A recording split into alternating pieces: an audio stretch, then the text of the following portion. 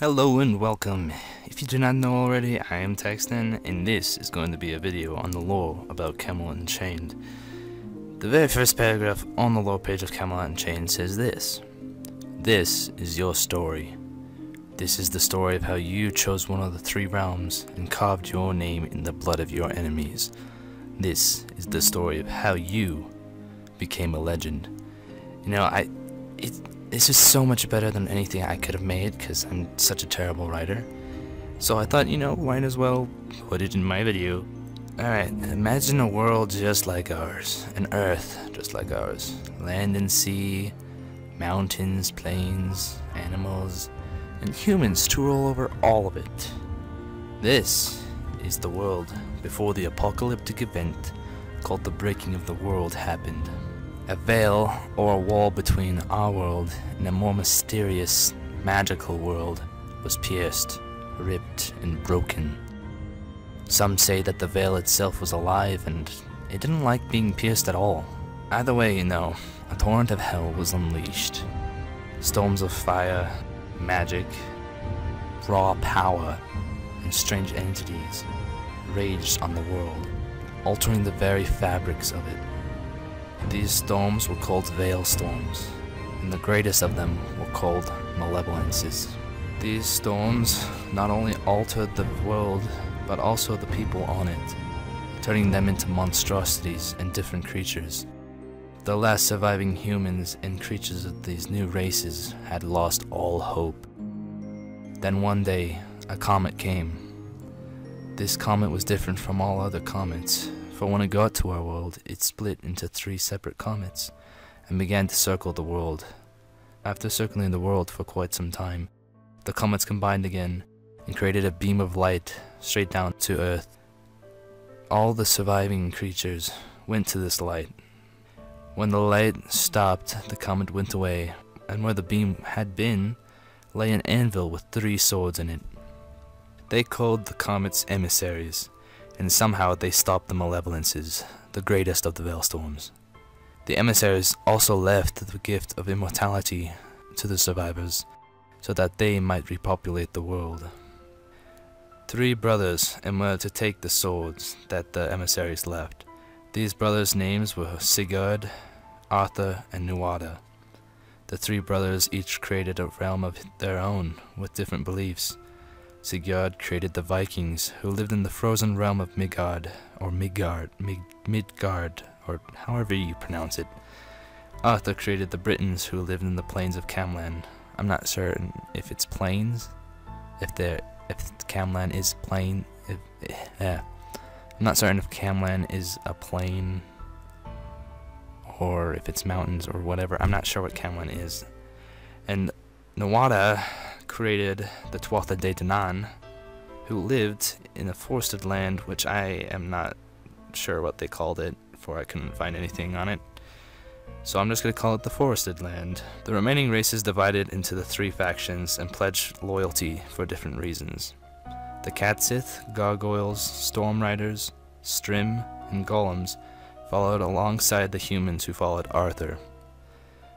Dolfrindna, Devingar, Valkyrie, and Jotnar, and the Hellbound followed Sigurd and his Vikings. The Silverhands, Hamadryads, Lucropan, Beansilhi, and Firebog followed Nuada and his Tuatha. For some reason I am unsure of, the 3 factions would rotate between lands. Maybe it was to keep power in check between the brothers, or maybe they would do it to avoid the veilstorms that still raged on. Anyways, they would go to Midgard in winter, and in summer go to the forest of the Tuatha. When they were staying in Midgard one day, Arthur, who was the wisest of the brothers, came up with an idea. The idea of Camelot. The 3 factions would live together in the center of the world under the protection of the 3 brothers, who would put stabilizers in Camelot to keep the veilstorms away, or some such idea. It took quite some time for Arthur to convince his brothers, but finally they agreed. Centuries later, Camelot was finally built, and there was a time of peace. For reasons unknown, eventually Sigurd and Nuada took the stabilizers they had placed in Camelot. With only 1 stabilizer left, Camelot started to break. Arthur evacuated the city, and once everyone was out, he removed his stabilizer, and Camelot fell. The one true city fell. I believe somewhere in this time period, the Britons changed their name to Arthurians, for reasons I don't even know. I don't even know why they call them Arthurians, because in the stories, in the lore, Arthur, at the beginning, called his people Britons. The three factions now want to recreate their own version of the one true city. Arthur seeks to recreate his beloved Camelot, and maybe even take revenge on his brothers for destroying it in the first place. Sigurd and his Vikings seek to unite the lands through blood and conquest. Nuada and his Tuatha seek to unite the lands under the forest hills. Now I'm going to go over the lore on the races of Camelot Unchained to explain kind of how they became what they are and why they follow the factions they do. Starting with the Arthurian races, the Cat Sith. Veilstorms changed felines like cats and lions into the Cat Sith. They are fiercely unforgiving in the defense of themselves or their kin. Arthur once was willing to sacrifice himself for one of their kin, and I'm pretty sure that it was his queen, Guinevere. Yes, Arthur is married to a Cat Sith, and that Cat Sith's name is Guinevere. Like from the Arthurian stories, he marries Guinevere, and it's the same in this story also, but Gwen's just a Cat Sith, which is a little weird, but, you know, whatever. Because Arthur was willing to sacrifice himself, Cat Sith would lay down their lives for him and call it an honor. The gargoyles seek harmony in this broken world. They fear disjointed rhythm, but they themselves seek to master sound and song. The Strim are one of the most enigmatic races. Their origins are clouded in rumor and mystery. The Strim are elegant and graceful. Their graceful steps are a form of magic themselves, and to battle is to dance. The golems are giants of clay and fire. They are mighty builders and transform themselves into defenses for their realm. Arthur took them in when all others rejected them. They serve him by sharing their knowledge of a deep world magic. The golems seek knowledge and a piece of the world for their own. The Storm Riders are fearless in the face of raging Veilstorm. They are warriors with a purpose and are humorless and indomitable in battle, and are ready and willing to sacrifice themselves to defend their realm. The humans, through luck, or perhaps something more, escape the Veilstorm's influence. They may lack strange powers that other races have, but they also were spared the curses that often came with them. Now we move on to the TDD's races. The Silverhands, when they come of age, must sacrifice their right arm as a sign of dedication to their realm. This is replaced with the silver limb. The Silverhands have a talent for finding ore and are great miners. The Silverhands profess to be noble protectors of the forest realm, but they have a dark connection with the depths, forged long ago when Nuada, the first Silverhand, perished in the darkness. The Arthurian Storm Riders hate the Silverhands and claim that they draw power from the depths. In truth, they dream of destroying it. The Hamadryads defend the mighty oak trees that protect the forest by drinking in the destructive power of the Veilstorms. Not the Hamadryads, they don't drink in the power of the Veilstorms. The oak trees do, and it protects the forest from the Veilstorms. And the Hamadryads protect the oak trees who do that, just to clarify. The Hamadryads are versatile and have many talents. They also have a tail, a plant's tail, which also helps them in combat. The small and underestimated Lucropan are natural-born tricksters and masters of misdirection and illusion. They are naturally skilled at powerful crafting and quick reflexes, and excellent hiding skills, so they can hide once they steal something or do something like that. The Furbog are caretakers and protect the bogs and swamps with their giant-sized might.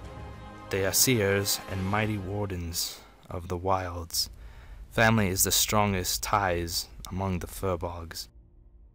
The Beanshead are a ghastly race who float rather than walk, and whose heads often hover above their bodies or around them. Their powers are challenging to wield, but a greater challenge to face. The Tuatha are tall, proud, and filled with the strength of the forest. Their power rises and falls with the seasons, and are known to suffer greater harm at certain times of the year. As protectors of the forest, they refuse to work with fire. Now for the Vikings, the Alfredna, it's a hard word to say, are known as berserkers and watch for Ragnarok, or the end of the world. They believe they were born for war, and their battle rage is legendary, as well as the long recovery they require afterward. Fearless and unforgiving, their power rises from unbridled anger and passion. Every Alfredna must struggle to contain their power among friends.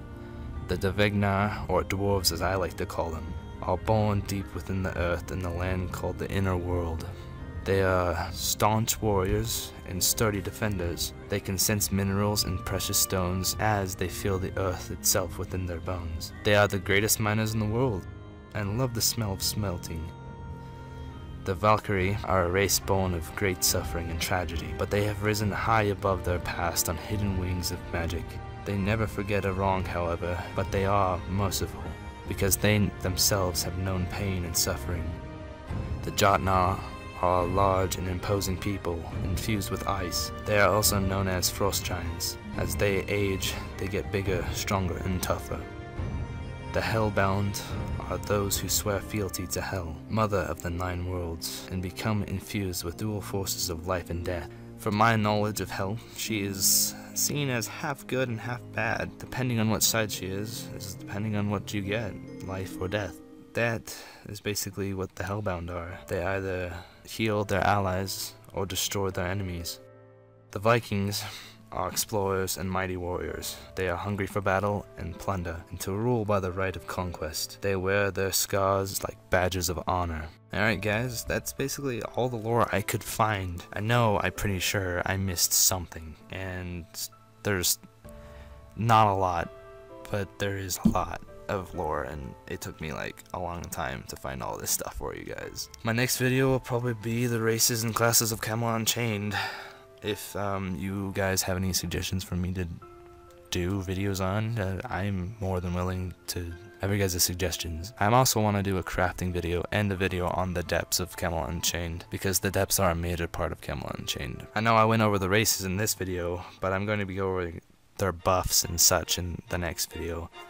I found a page on Camelot Unchained called Banes and Boons. That's like it gives me some examples of like what they do and stuff. I hope that you guys found this video helpful, and all that's left to say is thanks guys for watching, and ciao for now. I feel alone, feel at home, feel like nothing is true.